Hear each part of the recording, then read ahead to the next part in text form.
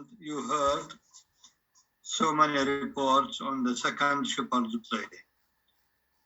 So that's all we wanted to know about medieval drama. Today we are doing something else, a new period. But before we start this new period, we want to go back and try to do some sort of a quick revision on what we covered so far. We said that drama started with the Greeks in the 6th century. The Greeks were the ones who invented drama, and they developed it. In 200 years, drama was very complex, sophisticated, and transferred to the Romans, who conquered the Greek Empire. The Romans were not interested in drama like the Greeks as a discipline of philosophy and thought and a means of educating people. They were interested in drama as a means of entertainment.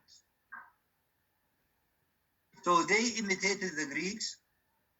They borrowed plots from the Greeks and translated Greek plays into Latin, did some adaptation, and later on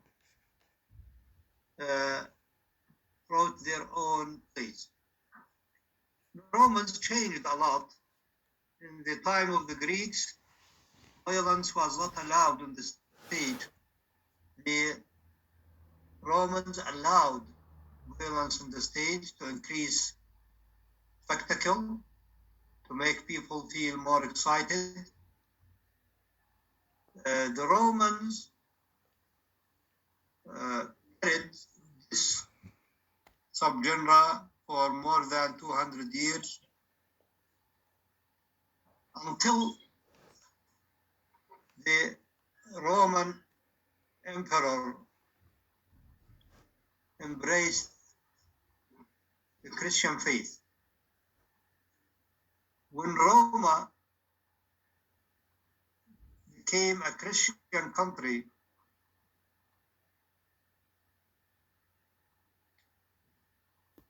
they sort of closed the theaters. No, they did not allow plays to be performed on the theater. The theater was used for other things other than drama, because they looked at the drama as something against religion, something against God. So the Roman Empire, the Christian Roman Empire, was against drama. The Roman Empire, before Christianity, used drama as a means of entertainment. You need to know this very well. Because, as we said, the priests and the cardinals viewed drama as a means of corruption, as an offense against God, or something like that.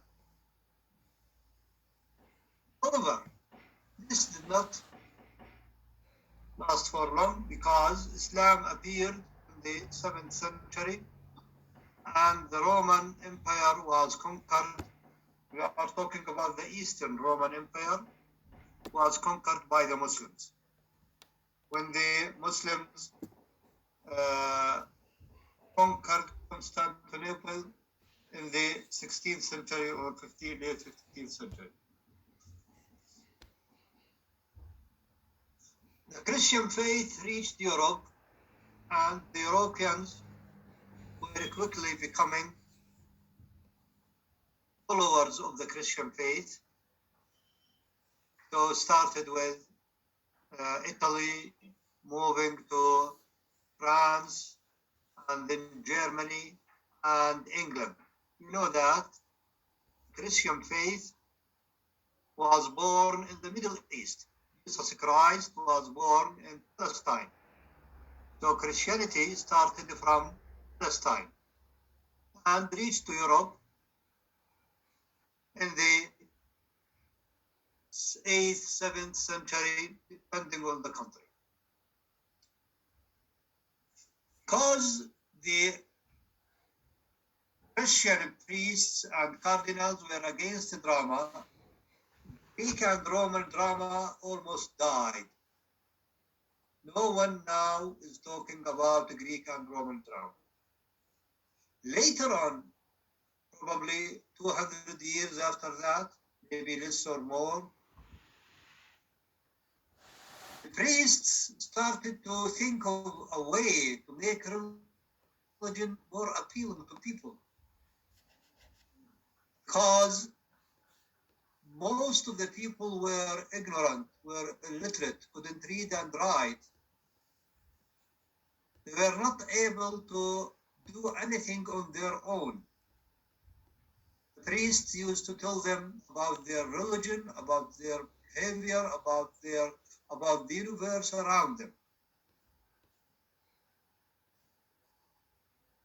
So in order to teach people their religion in an attractive way, some priests started to think of performing biblical stories, performing Christian teachings. And from these performances was created what is known by medieval drama. So medieval drama, again, is not a continuation of the Greek and Roman drama. Two types of plays appeared: mystery plays or miracle plays, and morality plays. Mystery plays were based on biblical stories from the Bible, and morality plays drew on Christian culture, on the Christian principles, on the Christian folklore sometimes.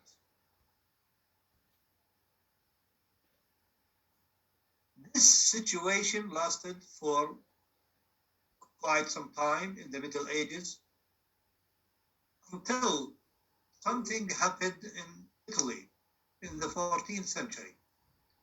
In Italy in the 14th century, people started to read Greek and Roman writings in philosophy, in astronomy, in arts, in medicine, in astrology, and in literature. This is a new era. It was called Renaissance. The term Renaissance itself is a French term, and it means rebirth. Rebirth of what? It is the rebirth of the Greek and the Roman drama. Not drama, actually, civilization in general. The rebirth of Greek and Roman heritage.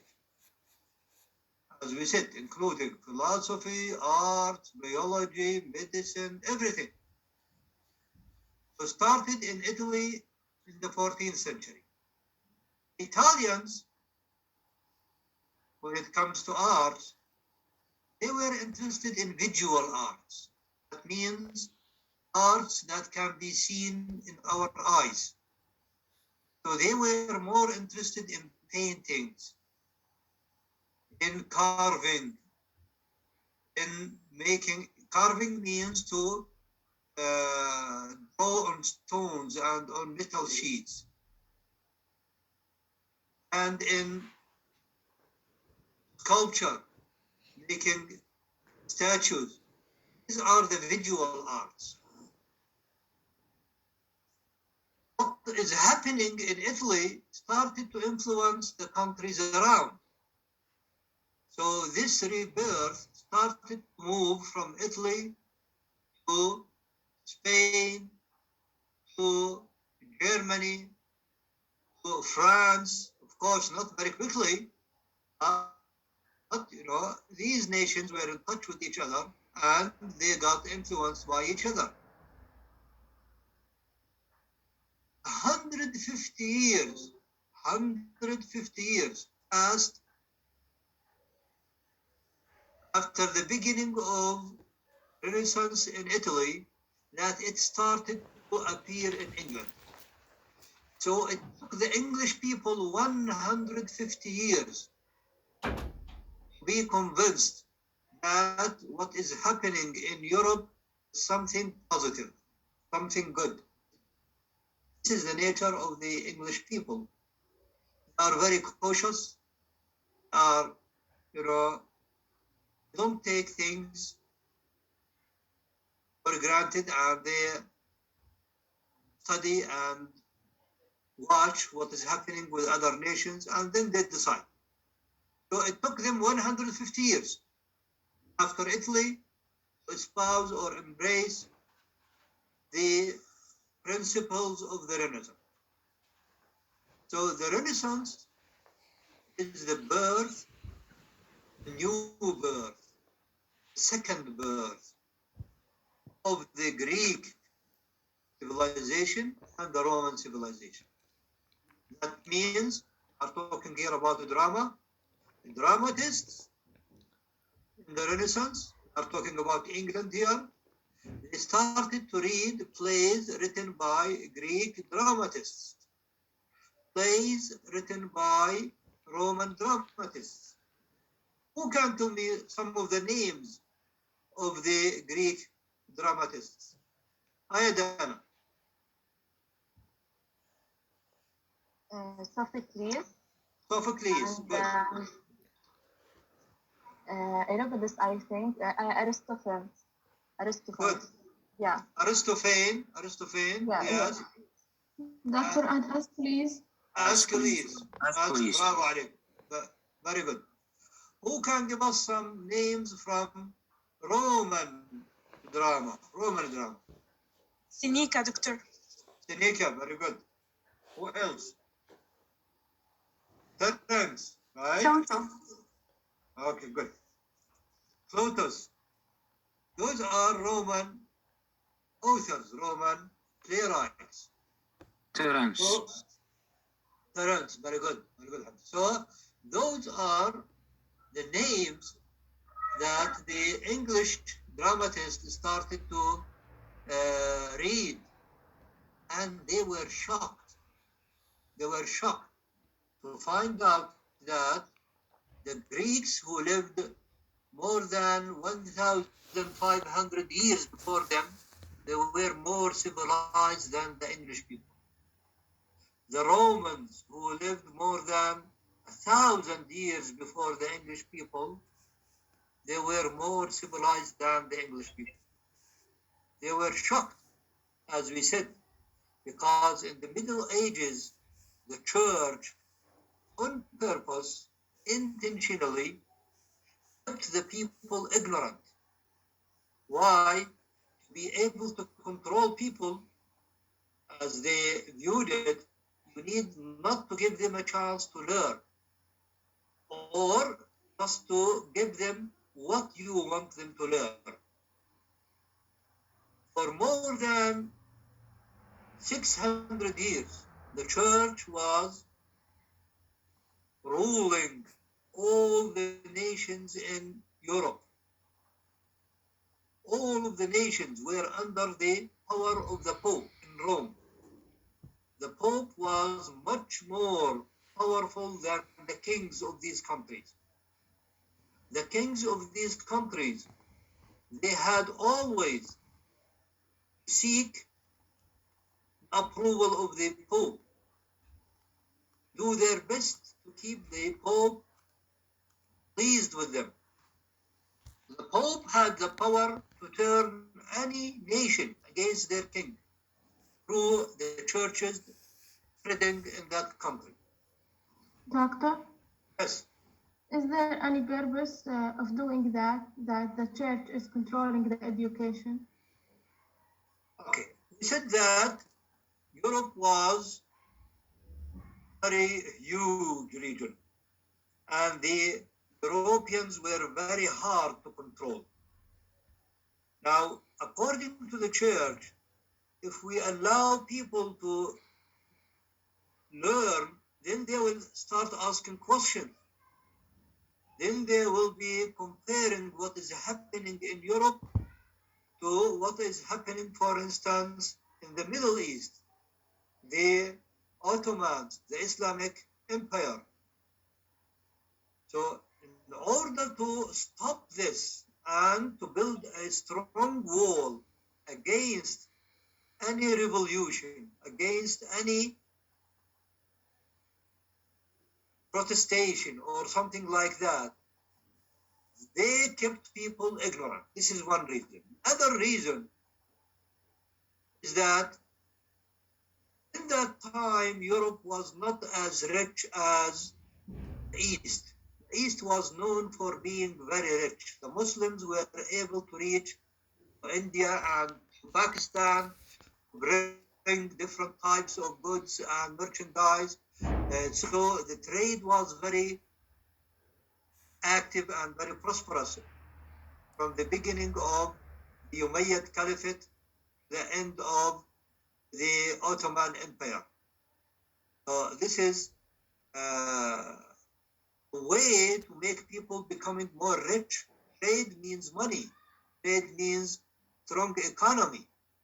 Okay. So here we have the church who owned everything, including the wealth of the people. As I told you last week, people had to pay for the church on a regular basis, whether they were rich or poor. And people had to pay for the church when they wanted their sins to be forgiven. When they wanted to do anything, they had to pay for the church. So the church was very, very, very rich. Hi, Dalia. What do you want to say? بدي أضيف شوي حكي على كلامك دكتور. Yes. I want to say that maybe the church didn't want people to start a movement, so they know that they feel in injustice and they want their freedom. Right. This is what I said, that in order to control people, okay, you need to keep them ignorant, because ignorant people are easy to believe anything you tell them. And the church was controlling people through churches. Yes. In the church here, the headquarters of the church, that is, the Pope in Rome, was able to rule people in Denmark, in Finland, in Germany, in France, all over Europe. For the church, knowledge means or equals خلينا نحكي freedom for the people. They don't want freedom for people. They want to control them. Very good. So knowledge means not only freedom, but also the ability to Make a ask difference. questions.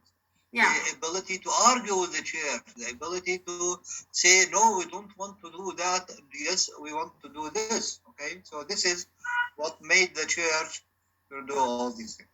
Now we go back to our topic for today, which is the Renaissance. So people started to read in the old books of the Romans and of the Greeks. The question is, where were these books before this period? Why didn't people know about them? The answer is that, yes, Khuzama. Doctor, I think that the church tried to mislead these, to hide these, books of the Greek and Roman theaters. Very good. Not of the Greek plays, of Greek and Roman knowledge. Doctor, can I say something? Yes. The Crusades also was a soldier for the Pope who was killed anyone trying to make a revolution. The church has a military. Okay, very good. Now, in that time, they did not have what is called standing army. يعني ما كانش عندهم جيوش جاهزة. Now, the farmers and the craftsmen and all types of people, when there was a war, the church would ask them to carry the weapons and to fight. If you studied about the Crusades when they came and invaded our region here in the Middle Ages, this is in the Middle Ages, when the church convinced the Christians of Europe that it is their religious duty to liberate the grave of Jesus Christ in the Middle East, in Palestine. And they were able to make an army of hundreds of thousands of people from all over Europe, and they marched from Europe to the Middle East, and they conquered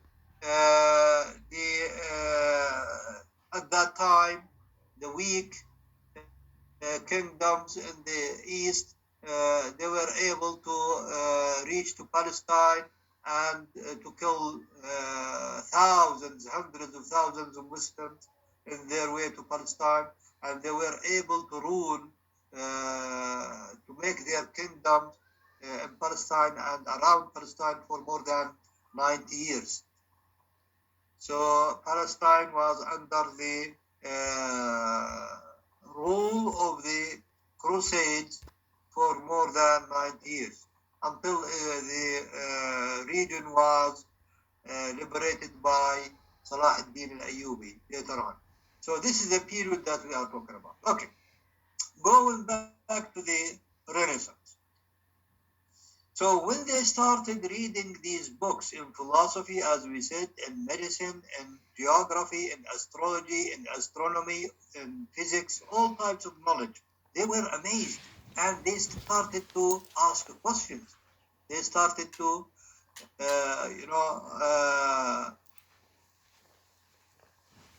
accuse the church of spoiling religion. And this is what is known in England by the Reformation. The Reformation. It started in England. They wanted to reform the Christian religion. They wanted to stick to what is in the Bible and to throw away all the rituals, all the beliefs, all the prayers that were added to the Christian faith by the Roman Catholic Church. And of course, the Pope, with the countries that were with him, they tried to fight England. But the English people were persistent, and they were called by the Pope and his allies the Protestants. To protest means to make a revolution against something, to go against something, to protest. So they were called the Protestants because they revolted against the church. They revolted against the church. This is the origin of the religion nowadays that is known by Protestantism. So the Protestant faith appeared after the Reformation in England. Until now, England is a Protestant country. Until now, France and Spain are Roman Catholic countries. So Germany was influenced by England, and we have a good number of the German, they are Protestants. Holland also, later on, was influenced by the Reformation in England, and also this new faith, the Protestant faith, is spread to Holland. But the Catholics were at that time in number much more than the Protestants. And the Pope with France and Spain, they tried to invade England. They tried to remove the King of England and later on the Queen of England, Queen Elizabeth, because they separated themselves from the Roman Catholic Church. They called their church Church of England. So they do not receive any orders anymore from the Pope. And they had their own view of religion, their own way of doing prayers, saying prayers, or whatever. The Pope tried more than one time to cause, sort of revolutions in England, but all of his attempts were aborted. He was not able to succeed in doing these things. So in England, a new generation now started to read the Greek and the Roman playwrights. Of course, when we talk about the Renaissance, many of you, the first thing that comes to their mind is Shakespeare. It's true that the time of Shakespeare was the golden age of drama, but actually we have at least 50 years before Shakespeare, we had plays and playwrights who were writing, just following the steps of Sophocles, the steps of Aeschylus, the steps of Euripides, and the steps of Seneca and Plautus and Aristophanes. But because they were in their beginnings, their plays were not well-fledged plays like those of Shakespeare and Marlowe and Ben Jonson and Thomas Kidd and all those big names of the Renaissance. We don't know much about them because, as I said, they were the ones who started this movement. They were the ones who started to imitate and create their own plays before Shakespeare.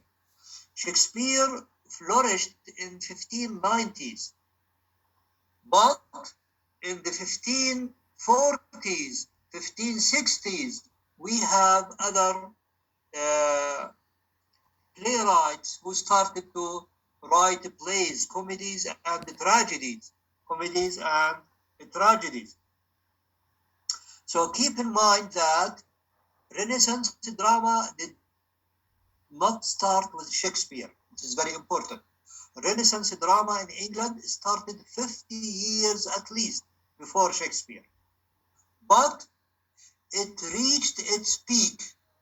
It reached its, paramount in the time of Shakespeare. Because for something to reach a high position, it has to go through some stages to develop gradually. This is what we noticed in Greek drama. We said that the Greek drama started with one actor, and then Aeschylus added a second actor, Sophocles added a third actor, and then the government in each city, they started to make contests and to ask the playwrights to write and to have these plays performed in the theaters. So this is how it flourished. The same thing applies to drama in the Renaissance. Those who started this genre were not supported enough, and they started from scratch. They were reading these plays by the Romans and by the Greek playwrights, and they started to write their own plays. In the time of Shakespeare, because Queen Elizabeth I was interested in drama, so she helped the dramatists by building theaters, by providing them with support and protection, and sometimes, not sometimes actually, many times, the Queen herself would go to the theater and would watch these plays, of course, from a special place, like, the new theaters that they built in her period. They had some sort of balconies for the royal family. So they were watching the play from a higher place, looking down at the stage, while the rest of the people were on the floor, sitting on benches, watching the play. Okay? So this is how it started and developed until we reached the time of, as I told you, Shakespeare, Ben Jonson, Christopher Marlowe, Thomas Kidd, and others. Those are the pillars of the Renaissance drama.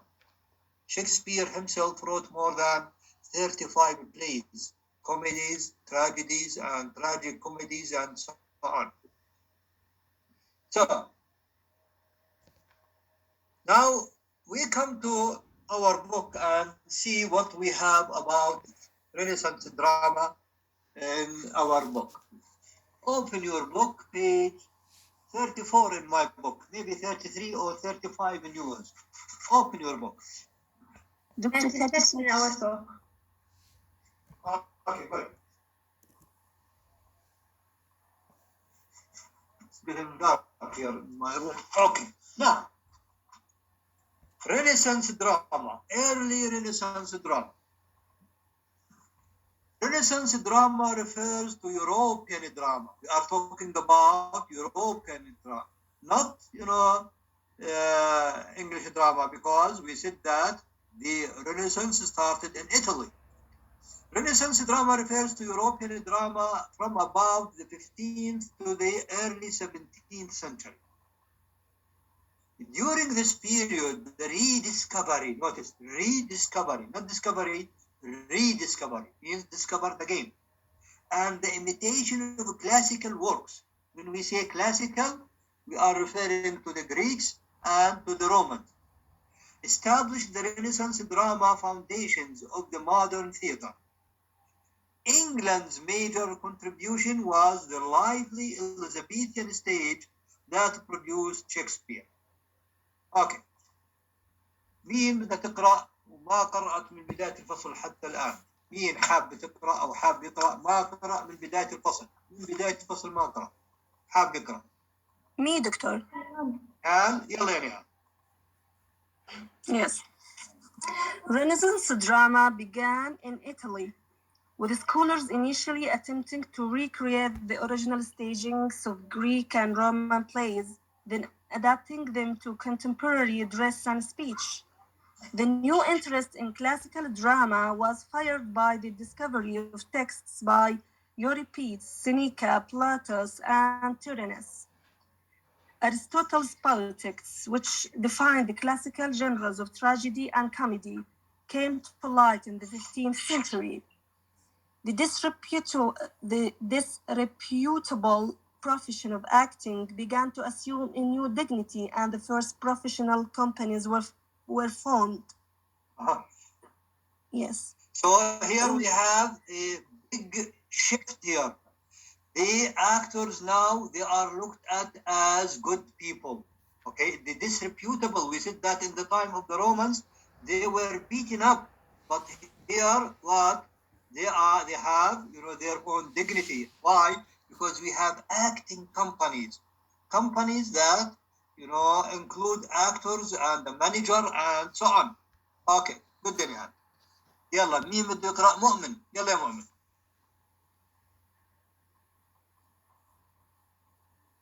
مؤمن عبد الناصر. بدك تقرأ؟ Yes, doctor. يلا. In the field of tragedy, the main influence of Renaissance writers was the work of Seneca. As early as 13 and 15, Albino Musato wrote a Latin tragedy, Circenses. Okay, this is Italian. From his name, okay, you can tell that this is Italian. Why? Because his name is Albertino, right? And we are in the 13th century, 1261. Okay, 1261. This is so we are in Italy here. He lived from 1261 until 1329. This is the 14th century when he wrote this Latin tragedy. Yes, كمل يا مؤمن يلا. The first important Renaissance tragedy was Giorgio Renaissance Symphony, which was written in 1515. Other authors of tragedy include Italy's poetry, Artino, Giovanni.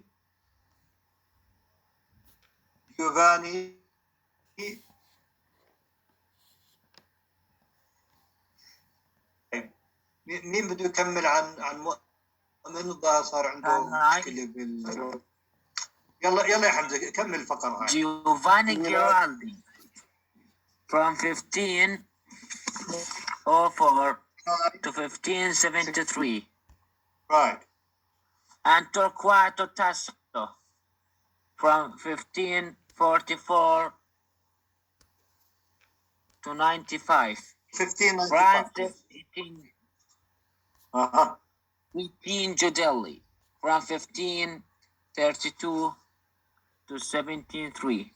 Spenas Juan de Lisueva Uh-huh. from 1543 to 1610. Right. And Miguel Cervantes. de Cervantes Okay. from 1547 to 1616, as well as English Shakespeare, Kidd, and Christopher Marlowe. Thank you, Hamza. Notice how this list, it starts with Italian dramatists, and then we move from Italian dramatists to French dramatists, Francis Etini, Giudelli, and then from French dramatists we move to Spanish dramatists, Juan de la Cuva and Miguel de Cervantes, and eventually the last thing is from England, as well as England's Shakespeare, William Shakespeare, Kidd, Thomas Kidd, Marlowe, Christopher Marlowe. Notice how the list is put in a way to give you an idea that drama started first in Italy and then moved to France, then to Spain, and finally to England. Okay. يلا يا شيماء. Read. In the Renaissance theatre, the solemn scenes of tragedy were often inspired with intermezzi, songs and dance interlude that borrowed from the Greek-Roman. Okay. Greco-Roman satire play. These interludes limitedly developed into the court masque in England, the opera in Italy, and the ballet in France. Okay, good. Claridia Moran. The discovery of Roman comedy, with its stock characters and intricate plots, inspired Renaissance dramatists to write similar work, such as Udall's Ralph Royster Doyster, 1534. The first significant comedy written in Italian was Calandria, 1506, by Bernardo da Viviano, from 1470 to 1520. In 16th century, Italy authors of the Commedia erudite began to combine aspects of Roman comedy and tragedy with elements of the liturgical drama. That is the religious drama, yes.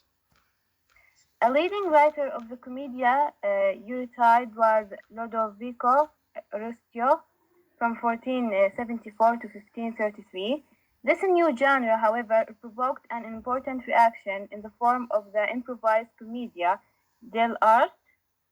Major playwrights of the era included England's Shakespeare and Ben Jonson, France's Jacques Griven, 1538 to 70, and Perry de la Riviere from 1540 to 1619, and Spain's Sharper. That's fine. Sorry. That's fine. Bartolomeo de Torres Naharo. Yes. Okay, good. آلاء يلا يا آلاء نبيل. Renaissance stage design also harked back to classical models, especially to Vitruvius, 1st century BC, whose ideas influenced the construction of the first permanent playhouses in Italy and France. Although theaters in Britain and Spain adapted features from in-country courtyard, in which Courtyard. drama had previously been performed. Greco-Roman ideas influenced such Italian theater architects as Sebastiano Serlio from 1475 to 1554, Andrea Palladio from 1508 to 1580, Giovanni Aliotti from 1546 to 1636, and Vengino Camozzi Camozzi, from yes. 1552 to 1616. Okay, thank you very much.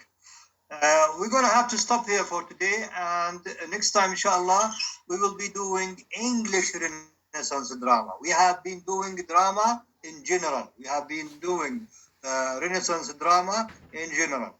Now, next time, we'll start reading about English. We are doing English literature. So our interest is in the English dramatist.